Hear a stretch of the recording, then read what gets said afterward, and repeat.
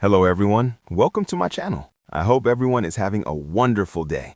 Before starting the video, please go ahead and hit the subscribe button and give this video a like up. Bold and the Beautiful early weekly spoilers for December 15th through the 19th reveal Hope Logan's Annika Noel's wedding drama and Sheila Carter Kimberlin Brown's spiraling. As we always do on early edition day, we start with what's coming the rest of this week, and then we dive into what's ahead for next week.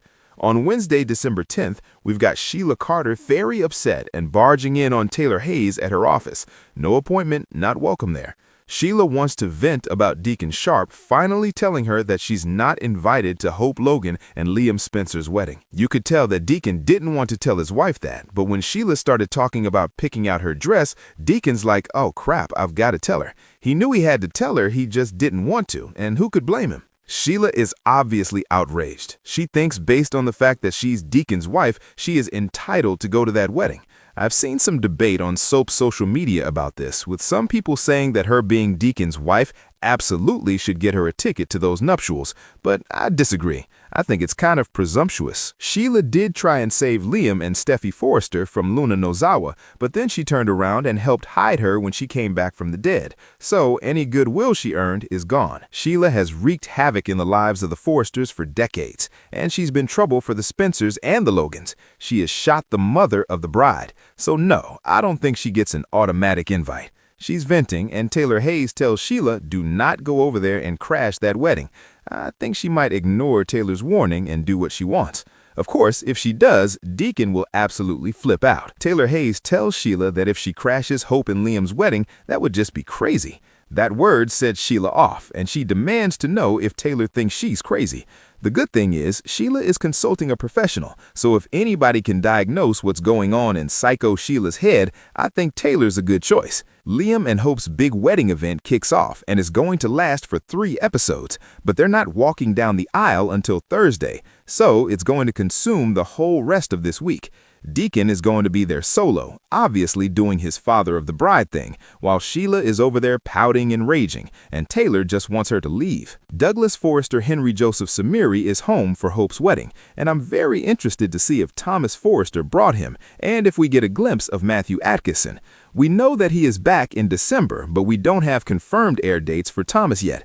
You may recall also the last time Hope married Liam, which was the infamous t-shirt wedding, I think of like 2020, little Douglas was the officiant, and Beth was just a baby. For anybody complaining that Beth is officiating, that seems to be Hope and Liam's thing now, letting kids officiate the wedding. So I think Beth is going to do a good job.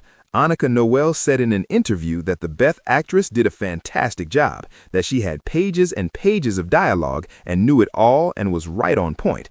We've also got little Kelly Spencer back and, of course, Douglas. So 3 kids will be there. Hope's getting ready to walk down the aisle, and her mom and aunts are there to get her all ready to go. We've got Brooke Logan, Donna Logan, and Katie Logan there.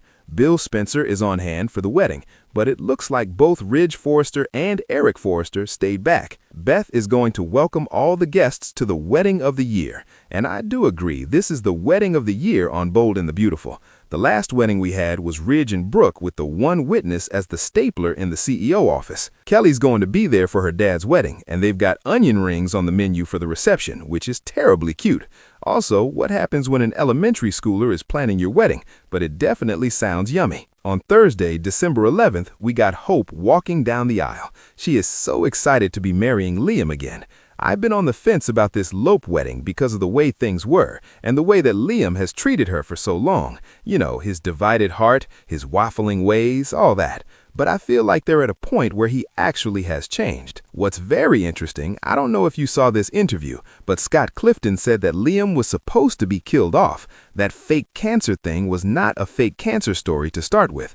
Brad Bell brought him in his office and said that Liam was getting cancer and they were going to kill him off. And then they changed their mind. So this is kind of very interesting. I do feel like they're giving the character a fresh start. Hope is very excited that her son Douglas is there with them. Deacon's getting to walk Hope down the aisle. This is a dream come true. He could not be a more proud dad. Bill and Brooke each make speeches. Liam and Hope do their vows, exchange rings. It looks like the wedding itself is going to go off without a hitch. Part of that is probably because Sheila is still over at Taylor's office, and she's trying to get Sheila to see reason and keeps telling her not only can she not go to the wedding, but Sheila can't keep showing up there at her office. They're not friends, and they can't be because Taylor is Deacon Sterovist. And of course, you know, Sheila shot her and left her for dead years ago. So that's a little awkward too. Ridge talks to Eric and reassures him that he respects him and that all of his success is also Eric's success. On Friday, December 12th, we've got Hope Logan and Liam Spencer's wedding reception kicking off. The newlyweds are being celebrated. I do wonder if there's going to be some reception drama and maybe Sheila shows up for some cake. Maybe she'll try to tell Deacon, yeah, but I'm not at the wedding, I'm at the reception. Is she going to try and loophole her way into this? I hope she stays away for their sanity, but honestly, for pure soap value, I cannot wait, and I really hope that Sheila does show up and we get some reception drama. The week of December 15th through the 19th, by the way, Douglas is gone by then. Henry Joseph Samiri is only back for 3 episodes, Wednesday, Thursday, and Friday of this week. So again, we'll have to see if Thomas dropped him off and is picking him back up, or if we're going to have to wait for Christmas to see Matthew Atkinson episodes. Hope and Liam are ready to start the next chapter of their life now that they are man and wife. This is, I believe, gosh, is it their 4th legal wedding and their 9th attempted wedding? They have a lot of practice at this, but they have another shot at love and being together as a family. I do wonder if they're going to add to their family now that they're hitched. Ridge and Eric's tension continues to simmer in the following week. Ridge didn't mean to, but he really hurt Eric, and now he's really thinking about what he wants to do with the rest of his life. Eric knows he doesn't have decades left to live, but he has life left in him yet. Sheila and Deacon are struggling. Sheila is still very hurt by this whole not invited to the wedding debacle. Steffi's really bothered by Eric's forced retirement. Katie's going to make a decision about her future.